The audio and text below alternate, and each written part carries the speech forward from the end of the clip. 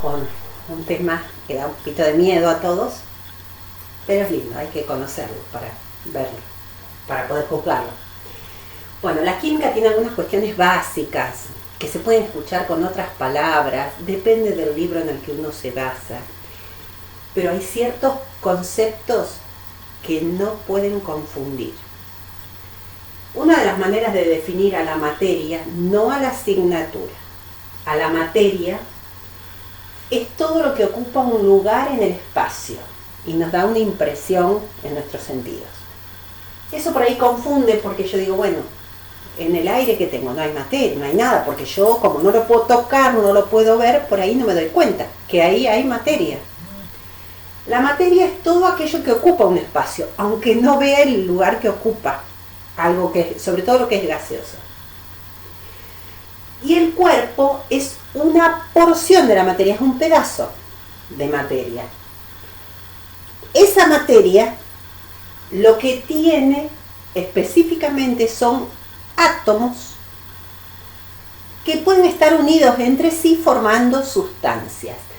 Las sustancias que están formadas por átomos pueden estar formadas por átomos que son iguales, por eso decimos que las sustancias que están formadas por átomos tienen átomos que son iguales entre sí, por eso digo que esa sustancia es simple. Esto representaría, esa pelotita más grande representaría el símbolo de un elemento. Esto representaría una sustancia de un elemento en particular, un átomo solo. Hay muchas sustancias simples, esas sustancias simples son sustancias que se llaman monoatómicas porque están formadas por un solo átomo. El nombre de la sustancia coincide con el nombre del símbolo que lo forma. En la tabla periódica aparece, todos deben tener una tabla periódica. Ahí hay una lista de los 110 elementos que forman los 110 átomos que existen en la naturaleza. Esos átomos pueden estar solitos, formando sustancias simples, un átomo o dos átomos iguales. Estas dos pelotitas más chiquititas del mismo color estarían representando, por ejemplo, la sustancia hidrógeno, que es diatómico, o la sustancia oxígeno, que es diatómico, o la sustancia cloro, que es biatómico. Eso significa que hay dos átomos iguales. Esto es una introducción. Ahora no tienen por qué saber quién es monoatómico, quién es biatómico. Uno en el tiempo después va entendiendo un poco más las cosas. O las sustancias se pueden formar al combinar átomos de elementos diferentes. Entonces estoy hablando de sustancias compuestas. Son sustancias compuestas las que están representadas por átomos de elementos diferentes. Entonces yo acá representé una pelotita rosada y dos pelotitas más chiquitas color verde. ¿Qué me significa esto? Que esa sustancia es compuesta, porque está formada por elementos distintos, pero esa sustancia compuesta está formada por un átomo de un color y dos átomos de otro color. Eso podría representar, por ejemplo, la sustancia agua. El agua tiene una fórmula que es H2O. Hay dos átomos de hidrógeno y uno de oxígeno. O una sustancia formada por una pelotita grande y otra más chiquitita, por ejemplo, del cloruro de hidrógeno. Esto sería una sustancia compuesta formada por un átomo de cloro y uno de hidrógeno, que están unidos entre sí. Entonces, la materia, está una parte de esa materia formando un cuerpo. Ese cuerpo tiene sustancias que se llaman sustancias simples, cuando están formadas por un solo elemento, sustancias compuestas formadas por dos o más elementos, que en la naturaleza se encuentran en distintos estados de agregación. Estado de agregación es el sistema en el que se encuentra naturalmente esa sustancia. Insisto, hay 110 elementos, esos 110 elementos forman sustancias simples o sustancias compuestas. Hay 550.000 sustancias inorgánicas, 6 millones más o menos de sustancias orgánicas, o sea, son millones de átomos que al unirse de maneras distintas forman sustancias diferentes. Cada una de esas millones de sustancias se van a encontrar o en estado sólido, o en estado líquido, o en estado gaseoso. Sabemos que existen sustancias sólidas en la naturaleza. Esta madera es sólida. Esta hoja es sólida. Esta virome es sólida. Todo lo que sea sólido tiene que ver con átomos que están formados por uniones que hace que esas sustancias se amontonen mucho. Entonces, al estar muy unidos entre sí, esas sustancias forman un estado donde las moléculas o las sustancias están muy unidas y sus puntos de fusión y ebullición van a ser muy altos. Entonces, ¿de qué va a depender el estado sólido? Va a depender de los átomos que se unieron, el tipo de unión que tienen. Después, más adelante, uno aprende esa parte. Depende de cuántos átomos hay adentro de esa sustancia para unirse. Varias situaciones. Hay otras sustancias que naturalmente son líquidas. ¿Qué es líquido que yo conozco? El agua. El agua es líquida naturalmente. El aceite es líquido. ¿Qué aceite? Y cuando compro un aceite es una mezcla de un montón de aceite. El alcohol es líquido. Todo lo que sea líquido tiene que ver con otro tipo de unión donde entre esas sustancias no hay tanta atracción entre ellas. Por lo tanto, los puntos de fusión y ebullición no van a ser tan altos. Y hay sustancias que naturalmente son gaseosas. Yo respiro, inspiro, expiro. ¿Qué hago? Voy liberando dióxido de carbono, recibo oxígeno del aire sin que yo me dé cuenta. Todo eso es gaseoso. ¿Qué es gaseoso? Todo lo que sea gaseoso son sustancias que naturalmente tienen puntos de fusión y ebullición muy bajos. ¿Por qué? Porque son moléculas o sustancias, todo lo que sea gaseoso representan moléculas con estructuras muy sencillas, muy básicas, donde esas moléculas se atraen muy poco. Entonces están ocupando mucho vacío entre ellas. Y esto, sólido, líquido o gaseoso, es en condiciones, lo medimos en condiciones estándar. ¿Qué quiere decir condiciones estándar? En condiciones normales de presión y temperatura. Para poder verificar eso, los científicos miden todas las propiedades de todas las sustancias en condiciones de una presión normal, que le llamamos presión normal, 760 milímetros de mercurio, una atmósfera, y una temperatura de 20 o 25 grados centígrados o 0 grados centígrados, depende de las unidades que se estén manejando.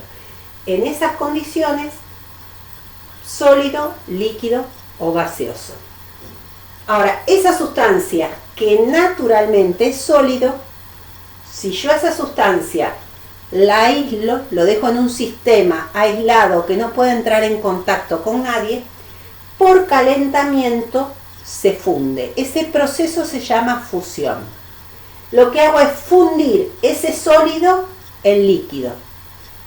Si dejo de fundirlo, dejo de calentar, se enfría y se solidifica.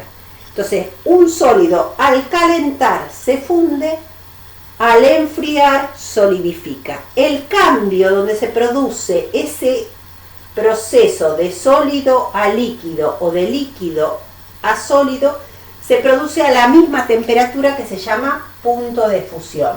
El punto de ebullición, el punto de fusión es un valor que miden los científicos, no es que lo tengo que estudiar de memoria, son datos. Y cuando este dato existe fijo, es porque es una sustancia pura. Si la sustancia es líquida y yo la caliento, si esa sustancia naturalmente es líquida, en realidad no se transforma en un gas. Lo que hace es vaporizarse. Ese proceso de calentar un líquido se llama vaporización. La vaporización se hace en dos etapas: evaporación y ebullición. La evaporación, imaginemos el agua un día de calor. Yo tiro un balde con agua, ¿qué es lo que pasa? ¿Me voy inundando? No, porque el agua que yo tiré se empieza a evaporar. Esa evaporación es a cualquier temperatura. La evaporación es a 20, a 40, a 60, a 70 grados centígrados. Lo que va a pasar es que a la medida que va aumentando la temperatura, se evapora más rápido.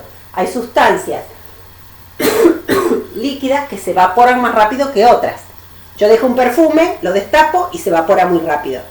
El agua lo destapo y no se evapora tan rápido. La evaporación entonces es un proceso a cualquier temperatura y es superficial. Se empieza a ir evaporando ese líquido en vapor. La ebullición es cuando ese cambio se produce en toda la masa. Toda la masa entra en ebullición cuando la presión del líquido es igual a la presión atmosférica. En ese momento entra en ebullición. Ahí se produce el cambio de líquido a vapor. Y eso se hace a una temperatura que se llama punto de ebullición. Si ese líquido se vaporizó, se transformó en vapor, choca contra las paredes del recipiente y se condensa otra vez a líquido. En cambio, si la sustancia naturalmente es gaseoso, para transformarlo en líquido yo tendría que enfriar a una temperatura tan baja de menos 200 grados centígrados, menos 180 grados centígrados, una presión es el factor que me conviene modificar. ¿Qué quiere decir esto de presionar? Conviene amontonar esas moléculas del gas para que ocupe un espacio más chico, y eso se hace a presión, porque si no hay que bajar a una temperatura muy baja, que es carísimo. Entonces, la sustancia que naturalmente es gaseosa, para pasarlo a líquido, en lugar de enfriar, conviene ejercer presión, licuefacción se puede llamar ese sistema. Todo esto que estuve dando, fusión, vaporización, solidificación, condensación, licuefacción, son todos procesos físicos. Lo que hago es transformar esa sustancia de sólido a líquido, o de líquido a vapor, o de vapor a líquido. Esos procesos sigue siendo la misma sustancia, por eso es un proceso físico. Existen muy pocas sustancias que pueden pasar de sólido a vapor, que son 2 o 3 sustancias: naftalina, que es el naftaleno, y el yodo. También son 2 sustancias sólidas que deberían ser gaseosas, así que cuando pueden subliman y pasan directamente a vapor. Estas sustancias sólidas, líquidas o gaseosas tienen su valor de puntos de fusión y de ebullición si estoy hablando de sustancias puras. Si no sería una sustancia pura, tendría una mezcla de sustancias, no tendrían ni puntos de fusión ni puntos de ebullición fijos. Bien, esa materia que nosotros vamos a analizar lo podemos medir en masa o en peso. No es lo mismo, muchas veces yo digo peso tanto, no es lo correcto. Masa es un concepto distinto a peso. Masa es la cantidad de materia que tengo, y el peso es la fuerza con que es atraída esa cantidad de masa que yo tengo. Esto tiene que ver con el peso, es proporcional a la masa por la gravedad. Que de todos modos en la Tierra nosotros lo medimos más o menos lo mismo. Lo que pasa es que la masa lo usamos en kilogramos y el peso en kilogramos fuerza. O sea, para medirlo no hay una gran diferencia, pero no es lo mismo masa que peso. Así que cuando hay cualquier transformación física o química, siempre hay una masa que se mantiene y también la energía. O sea, antes y después de cualquier transformación, ya sea físico como químico, voy a mantener la masa y la energía. Esas propiedades que se producen cuando hay una transformación de alguna sustancia, esas propiedades pueden ser físicas. Esas propiedades físicas son las que significan que esa sustancia sigue siendo la misma sustancia. Por ejemplo, los cambios de estado son físicos. Yo caliento una sustancia, se funde, y yo tenía hierro sólido, hierro líquido, sigue siendo líquido. Sigue siendo la misma sustancia. En estados distintos, un sólido o un líquido, pero sigue siendo hierro. Yo rompo esta hoja, eso es físico, sigue siendo la misma hoja. Lo que confunde a veces es que uno cree que la transformación sí es reversible o irreversible. Una transformación física puede ser irreversible. Yo rompí un vidrio y se rompió. Eso que hice es físico, porque sigue siendo el mismo vidrio que yo tenía, solo que se me rompió. Entonces, las transformaciones físicas implican que siga siendo la misma sustancia. Una transformación química implica que esa sustancia se rompe de una manera nueva y se transforma en una sustancia diferente. Entonces, son átomos del mismo elemento, pero van a transformarse en una sustancia diferente. Por ejemplo, el hierro es un metal. El oxígeno que está dando vuelta en el aire está dando vuelta. El oxígeno es un gas. Ese gas reacciona contra el hierro químicamente y hace que se oxide y se forma ese color anaranjado. Digo, uy, se oxidó. ¿Qué quiere decir esto? Ya no es más ni hierro ni oxígeno, es el óxido. Por ahora le vamos a llamar óxido de hierro. Vamos a ver qué óxido formó. Pero eso no es lo mismo tener hidrógeno y oxígeno que tener el óxido de hierro. Eso ya es una transformación química porque esos átomos se unieron formando una sustancia nueva. Y las propiedades organolépticas son las que se refieren a los sentidos. El color, el sabor, el gusto. Eso no lo puedo medir. No puedo decir, tengo el color amarillo 23. No sé qué es ese 23. Por supuesto, nosotros cuando vamos a comprar pinturas, tienen indicaciones de número para poder guiar.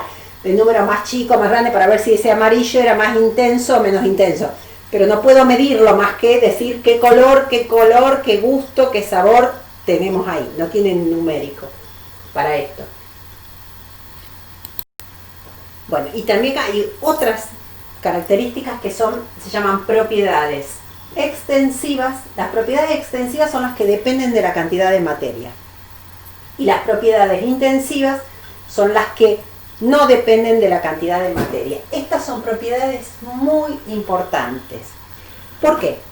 Las propiedades extensivas van a depender de cuánto usé. Entonces, si yo voy a tomar 1 kilo de agua, 2 kilos de agua, 1 litro de aceite, 5 litros de aceite, el volumen, el recipiente va a ser mayor. Ahora, si yo digo una propiedad intensiva, las que no dependen de la cantidad de sustancia, quiere decir que use la cantidad que use, esa propiedad se mantiene igual. Por ejemplo, puntos de fusión, puntos de ebullición, la densidad de una sustancia, esas son propiedades que no dependen de la cantidad de sustancia. El agua hierve a 100 grados centígrados en condiciones normales de presión y temperatura, en condiciones estándar. Congela a 0 grados centígrados, independientemente de cuánto de agua usé. Si yo llevo 1 litro de agua para que hierva, va a hervir a 100 grados centígrados. Si en lugar de usar 1 litro de agua pongo 5 litros de agua, lo que me puede pasar es que demore más tiempo, pero va a seguir hirviendo a 100 grados centígrados. Su densidad es una relación entre masa y volumen. Cuanto más masa de agua tengo, más volumen va a ocupar, de modo tal que esa división masa sobre volumen me va a dar siempre el mismo valor. Entonces, esas propiedades, punto de fusión, punto de ebullición, densidad, son propiedades que se llaman propiedades intensivas, porque no dependen de la cantidad de materia, sino depende de la sustancia que estoy hablando. El agua va a hervir en esas condiciones a temperatura de 0, 100, una densidad de 1. En lugar de utilizar agua, uso aceite. Bueno, su punto de fusión, su punto de ebullición va a ser diferente, va a tener propiedades diferentes. Estas propiedades, que los que más nos importan son las intensivas, son las que vamos a medir cuando yo tengo un sistema material. Un sistema material es una muestra que yo voy a analizar. Esa muestra puede ser una sustancia pura, tiene un solo componente, una sola sustancia, simple si está formada por un solo elemento, o compuesta formada por dos o más elementos. Entonces tiene una fórmula con elementos diferentes. Cualquiera de estas sustancias puras, las propiedades intensivas son constantes. O sea, yo mido punto de fusión, punto de ebullición, densidad de sustancias simples y sustancias compuestas. Ahora, si en lugar de tener una sustancia pura, yo tengo una mezcla implica que yo indique juntos dos o más componentes, dos o más sustancias. Pongo en un sistema dos o más sustancias. Puede ocurrir que esas dos sustancias se disuelvan. Si se disuelve, el sistema es homogéneo. ¿Qué quiere decir?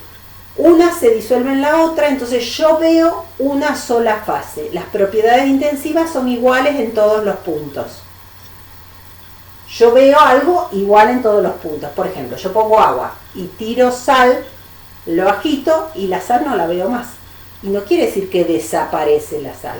Pero la sal, al disolverse en el agua, se ioniza y no se ve más. ¿Por qué? Porque se disuelven entre sí.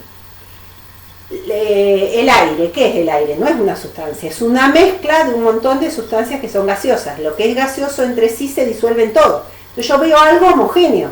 Las propiedades intensivas son iguales en todos los puntos. Esto es homogéneo, una sola fase, pero con dos o más sustancias que están disueltas entre sí. En este caso, las propiedades intensivas son iguales en todos los puntos, pero no es fijo. No es una propiedad constante. Esa propiedad intensiva, el punto de fusión, el punto de ebullición, la densidad, el color, el gusto, eso va a depender de cuánto puse de cada uno, cuánta sal le agregué al agua. Si le puse una pizca, va a hervir un poquito más arriba de 100. Pero si le pongo mucha sal, va a hervir a 102, 103, a una temperatura mayor. O sea que las propiedades intensivas son iguales en todos los puntos, pero la propiedad intensiva depende de la concentración, de cuánto de soluto le puse a esa cantidad de solvente. En cambio, si esa mezcla tiene dos o más componentes que no se disuelven, por ejemplo, le tiro hierro al agua, no se va a disolver. Le pongo arena al agua, no se me va a disolver. Si no se disuelve, ese sistema va a ser heterogéneo porque tengo dos o más fases. No siempre lo veo así nomás a simple vista. A veces se ve a simple vista, se dice sistema heterogéneo grosero porque lo veo a simple vista, o microscopio. En un microscopio lo puedo observar y veo, no la arena porque la arena la veo, pero hay algunas sustancias que se disuelven muy poquito o nada con el agua. Entonces en el microscopio lo puedo ver. Por ejemplo, la leche homogeneizada no es homogénea. ¿Cómo que no es homogénea? No es homogénea. ¿Por qué? Porque la leche siempre tiene un poquito de grasa. Y la grasa jamás se va a disolver en el agua. Entonces lo que pasa es que esa grasa la veo solamente en el microscopio. Y lo que hacen es homogeneizar esa grasa que hay en la leche. Pero ese sistema heterogéneo tiene dos o más fases. Por lo tanto, las propiedades intensivas varían en por lo menos un punto. Entonces yo voy a ver un sólido y un líquido, uno amarillo y uno verde, o sea, veo colores distintos, estados distintos, uno se va al fondo, el otro flota, depende. Por lo que veo a simple vista o por lo que veo en el microscopio. Entonces, si ese sistema que es heterogéneo tiene un montón de sustancias que no se disuelven entre sí, yo puedo aplicar métodos de separación. Yo puedo separar esas sustancias que no se disuelven. La arena con el azúcar filtro. La leche hago una decantación, o el aceite con el agua también. Entonces son métodos físicos para separar esas fases que no se disuelven. Si esas fases se separan y me dan un sistema homogéneo que tiene una sola fase, es porque tengo dos sustancias disueltas. Tengo la sal disuelta en el agua o el alcohol disuelto en el agua. Yo lo que puedo hacer es separar métodos que también son físicos, que se llama método de fraccionamiento.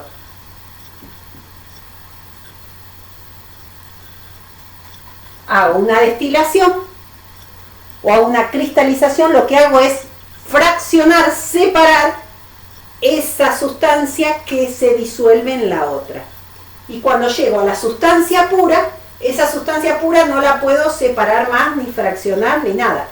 Esa sustancia pura tiene propiedades intensivas que son constantes. Si es compuesta, la puedo descomponer para que me dé por separado la sustancia simple. Eso ya sí es una descomposición y es químico eso. Porque no es lo mismo tener agua que tener hidrógeno y oxígeno como gases.